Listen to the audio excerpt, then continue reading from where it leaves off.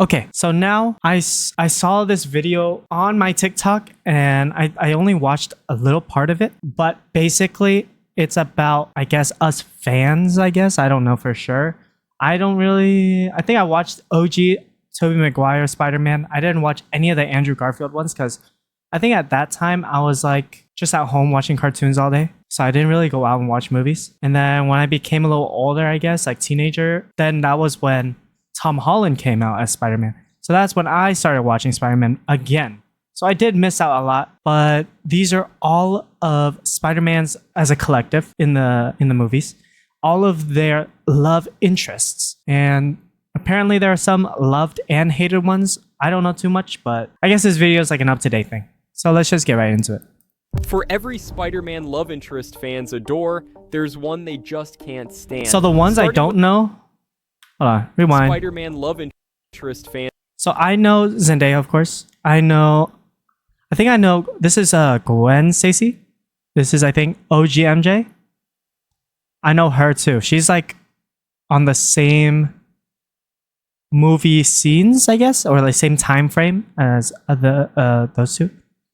I'm guessing these two are in the same time frame because these two are in the same time frame. So Adore, there's one they just can't stand. Starting with Kirsten Dunst as Mary Jane, fans were ready to see the ultimate live-action version. I remember of Peter watching this Parker's so much. I replayed this movie so often. Famous love interest. This was supposed to be the MJ, fiery, magnetic, the kind of woman who could look Spider-Man in the eye and keep up with him both emotionally and mentally.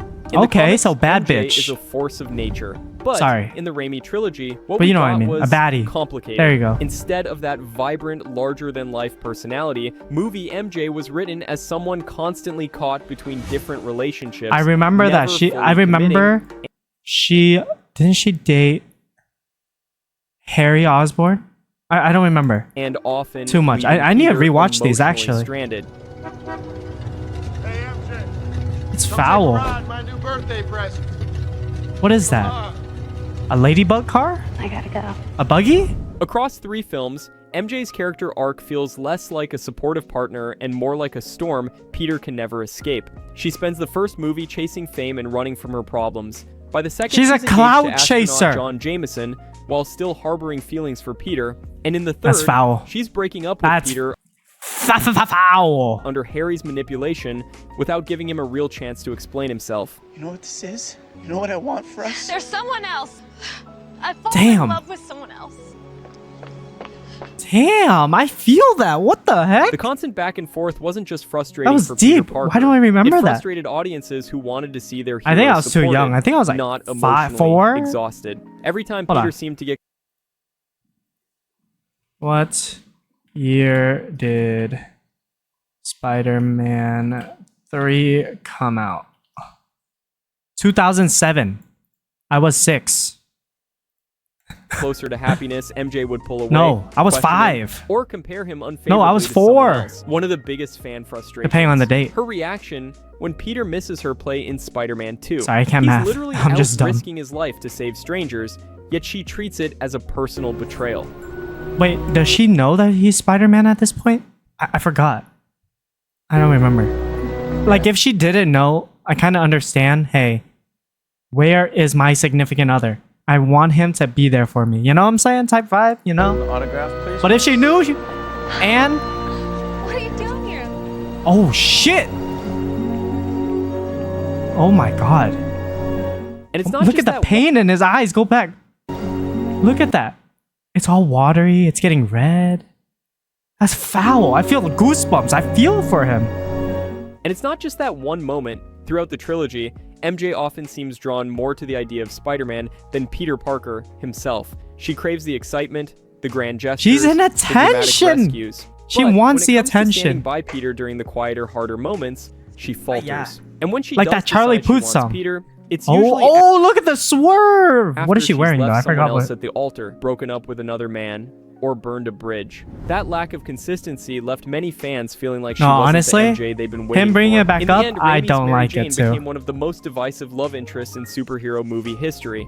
Some defend her, pointing out that she's flawed in a human way, dealing with her own insecurities and struggles in a dangerous world. Wait. What is this? I never understood the extreme amounts of what? Vitriol Christian Dunst gets for a portrayal of Mary Jane. You hear the same repeated stuff. She cheated, etc. But look at it this way. Peter Park legit turns her down for a vague reason, no less. And he expected her to still be in love with him. That's the part where I'm like, if she doesn't understand that he's actually Spider-Man, then it's kind of fucked. Because you kind of want your significant other there for like your highs. But she's not there because he's too busy saving people. Which is like, understandable. But she doesn't know that she doesn't know. And again, in Spider-Man 3, it's Peter who decides to kiss Gwen in front of MJ. And he doesn't realize that it's a bad move. I mean, yeah, that's pretty bad. Honestly. Yeah, people who, let's be honest, probably hate her for the memes, missed the whole point of the trilogy. The only bad thing she did was leave John Jameson at the altar. But he's such a nothing character, it doesn't really matter in the end. Why is she all the character who gets flawed in a human way, dealing Damn, with that was a tough read, man. Tough read. World. But holy fuck, I'm not reading this shit. You guys can pause it and read it. Yeah, it's too of much. The Spider-Man fan base, she's remembered as an anchor that held Peter back, not a partner who lifted him up. And that's where Emma Stone's Gwen Stacy comes in. Not just as Peter Parker's Honestly, did she do anything for Spider-Man? I know she was there for Peter, I guess, but was she there for Spider-Man? But is arguably the most beloved live-action Spider-Man love interest most we've ever beloved. Had. From the moment Emma Stone's Gwen steps on screen, there's an ease to her presence. She's I like her confident eyes. without being Her eyes are overbearing, nice. warm without being unrealistic. I like the bangs. And most importantly, she knows Peter.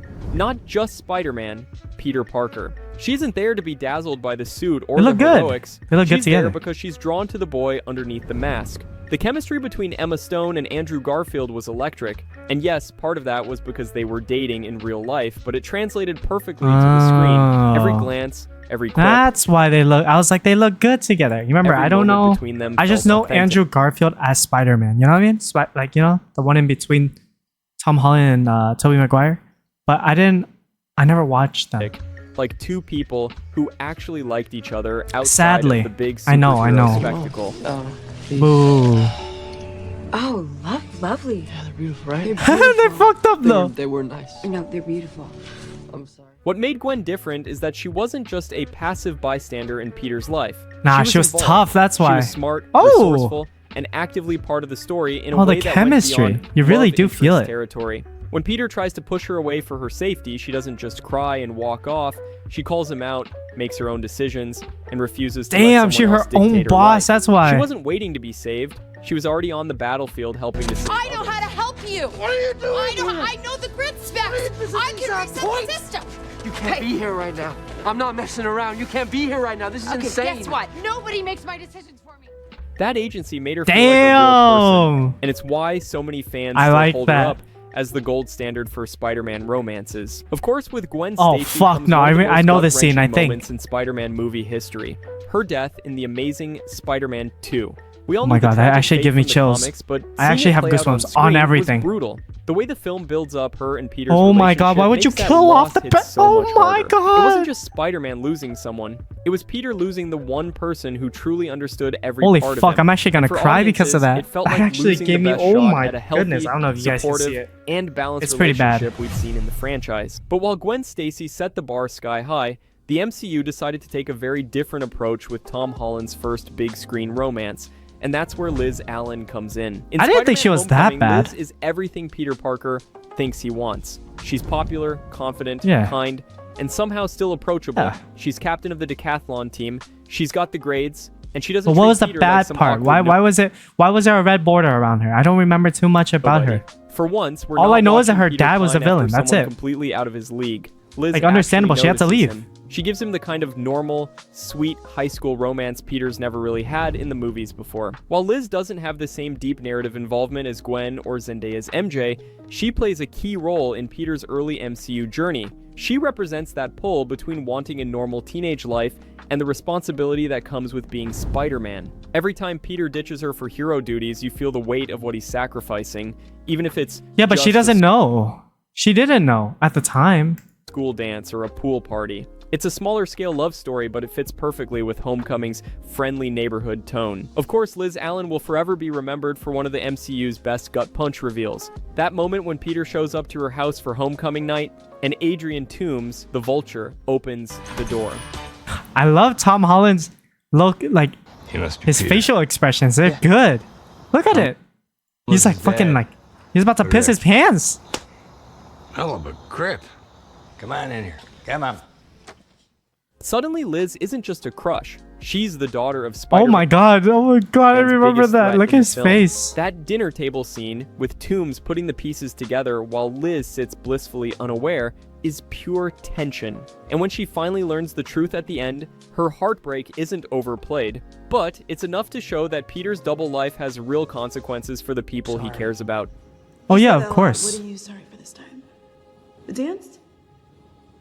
That Liz Allen left her mark, especially because her story ended not with a breakup over petty drama, but with her family packing up and leaving because her dad was going Damn, to that's prison. actually tough. And Peter was left with a hole in his heart and a seat in class right next to someone who'd been watching him a lot She's been closer there the whole time. You just have to than he open your realized. eyes. Enter Michelle Jones, MJ. Not the Mary Jane Watson we grew up with, but a brand new take that would completely redefine what a Spider-Man love interest I would low-key be. like this From the moment MJ. Zendaya's MJ first speaks in Homecoming, she's unlike any version of the character we've seen Sorry, before. it's creepy though. too late. You guys are losers. Then why do you sit with us? Because I don't have any friends. She's sarcastic, Aw. a little socially awkward, always lurking on the edges of the group with that Me too. deadpan humor. At first, she doesn't even Because seem I'm an like a asshole. love interest. More like the quiet observer who sees through everyone's nonsense. But that's exactly what made her click Trying with to be modern better. audiences. She wasn't the unreachable dream girl. She was real, grounded, relatable. The MCU didn't rush into Peter and MJ's romance. Instead, they Big built it W's. slowly, letting small moments in No, but Homecoming and fuck.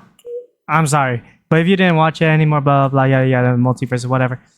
It's so Far From Home sad. plant the seeds before their relationship bloomed. Everybody fucking When they finally get together in forgets Far about From him. Home, it's not a big dramatic reveal. It's awkward, sweet, and perfectly teenage. Aw, that's cute. Okay, I should probably get back to the class. I'll go and. Yeah, I don't know. This slow burn approach made their connection feel earned, and by the time we get to No Way That's Home, cute. I their liked bond it. feels unshakable, which makes what happens next hit even harder. In No Way Home, MJ stands toe-to-toe with villains from across the multiverse and never backs down. And in that devastating final act, when Peter chooses to erase himself from her memory to protect No, her, that's actually so foul. Like, when he did that, I think I cried a little bit. Oh, yeah, I cried the a little heartbreak bit. is palpable, not because of what's said, but because of what's left unsaid. Is there anything else? Ah!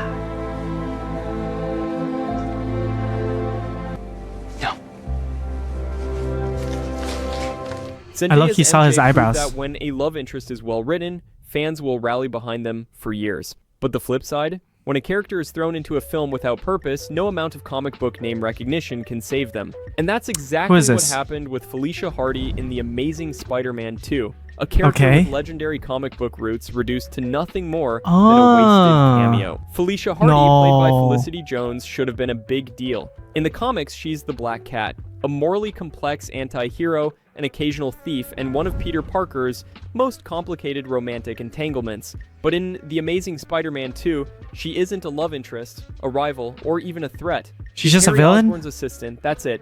No backstory, no tease of her alter ego, no Really? emotional weight. I need to rewatch these because or not rewatch. I need to watch these. I need to understand.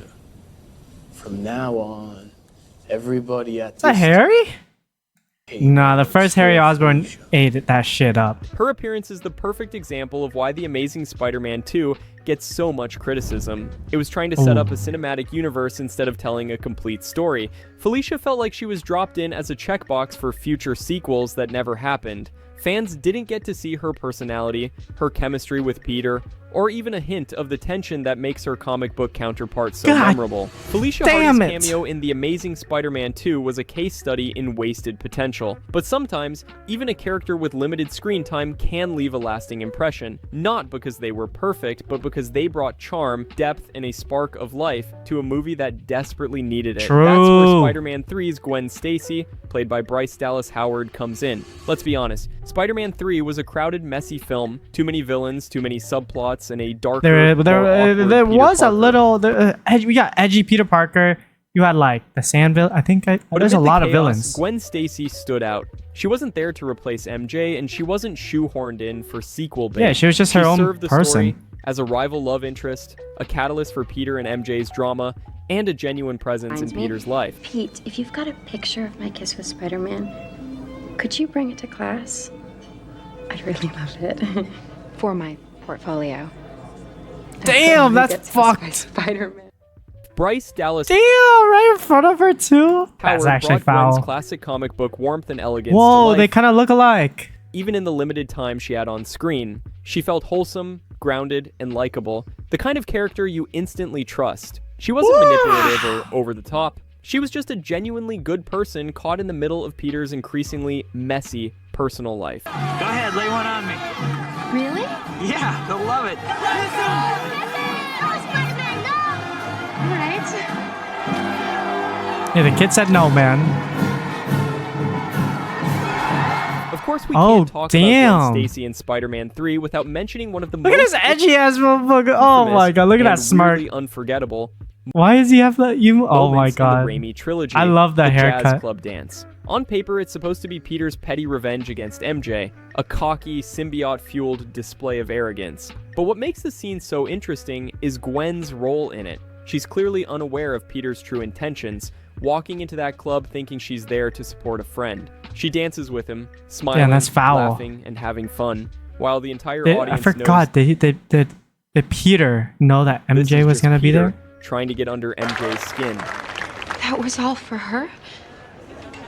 Damn, that's fucked.